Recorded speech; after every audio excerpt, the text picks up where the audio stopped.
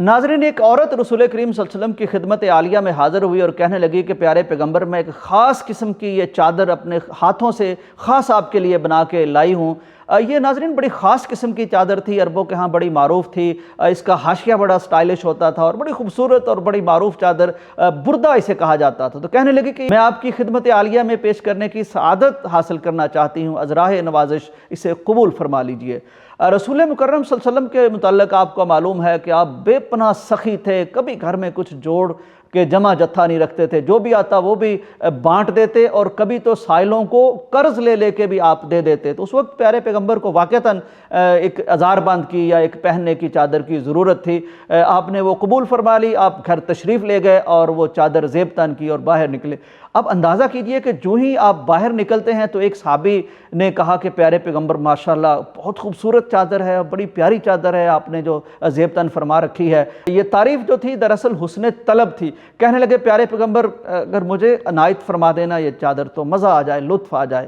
رسول مکرم صلی اللہ علیہ وسلم جو چند لمحے پہلے یہ چادر پہن کے گھر سے باہر تشریف لائے ہیں، آپ دوبارہ گھر تشریف لے گئے۔ لوگوں نے اس سائل سے کہا کہ یار تم نے اچھا نہیں کیا، تم نے یہ چادر نبی صلی اللہ علیہ وسلم سے مانگ لی ہے، طلب کر لی ہے۔ تمہیں اندازہ ہے کہ پیارے پیغمبر کی طبیعت ایسی ہے، آپ کی تو طینت اور سرشت ایسی ہے کہ آپ کبھی نہ کرتے ہی نہیں ہیں، آپ تو کبھی سوالی کو خالی لوٹاتے ہی نہیں ہیں۔ آپ کو معلوم بھی تھا کہ پیارے پیغمبر کو چادر کی ضرورت بھی تھی، اس کے باوجود آپ نے مانگ لی ہے، اور اب ہو ہی نہیں سکتا کہ پیارے پیغمبر یہ چادر آپ کو عطا نہ کریں۔ تو تم نے یہ موقع ایسا نہیں تھا، تم نے اچھا نہیں کیا۔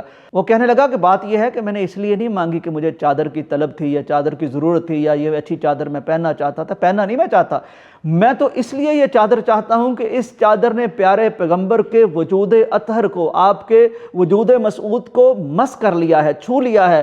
میں اس کو ایک یادگار کے طور پر رکھنا چاہتا ہوں، اور میری خواہش یہ ہے کہ یہ چادر میں سنبھال کے رکھوں اور وصیت کر جاؤں کہ جب میں فوت ہو جاؤں تو مجھے اس چادر میں کفن ملنا چاہیے۔ ناظرین، جب میں نے اس حدیث کو پڑھا تو کئی قیمتی پہلو میرے ذہن میں اجاگر ہونے لگے۔ میں نے سوچا کیسا عظیم قائد ہے کہ ضرورت کے باوجود حسن طلب پر ہر چیز قربان کرنے کو تیار ہے۔ اپنے ساتھیوں سے کیسی محبت ہے کہ انہوں نے اگر مانگ لیا تو یہ نہیں کہا کہ مجھے ضرورت ہے، فوراً وہ لا کے دے دی، پوچھا بھی نہیں کہ تمہیں کس لیے چاہیے، کب چاہیے، کیوں چاہیے، بس اس نے سوال کیا صحابی نے اور پیغمبر نے عطا کر دیا ماشاءاللہ۔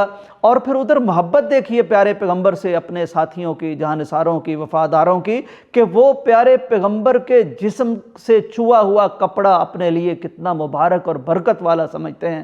محبت تو ایسی تھی کہ عروہ ثقفی جب صلح حدیبیہ کے موقع پر آیا تو اس نے دیکھا، مسلمان ابھی نہیں ہوئے تھے، انہوں نے دیکھا کہ پیارے پیغمبر جو وضو فرماتے ہیں وہ قطرے بھی مسلمان زمین پر نہیں کرنے دیتے، وہ بھی مبارک اور تبرک سمجھتے ہوئے اس کو لیتے ہیں اور اپنے جسموں پر مل لیتے ہیں۔ اور ایک شخص آیا تھا، اس نے آگے اسلام قبول کیا تو پیارے پیغمبر کے پاس اس وقت اتنی بکریاں تھیں، بکریوں کا اتنا بڑا ریوڑ تھا کہ جو دو پہاڑوں کے درمیان پھیلی ہوئی، دور تک پھیلی ہوئی وادی میں بھرا پڑا تھا۔ پیارے پیغمبر نے وہ سارا کا سارا اسے دے دیا۔ وہ اپنے قبیلے میں گیا، اسلام اس نے کہا میں نے قبول کر لیا اور یہ بکریاں مجھے پیارے پیغمبر نے گفٹ دی ہیں۔ کہنے لگا کہ لوگوں اسلام قبول کر لو، محمد مصطفیٰ جب دینے پہ آتے ہیں تو اتنا دیتے ہیں کہ فقر و فاقہ کا کوئی اندیشہ ہی نہیں رہتا۔ ایسی ہی کسی کیفیت کی عکاسی کرتا کتنا خوبصورت شعر ہے۔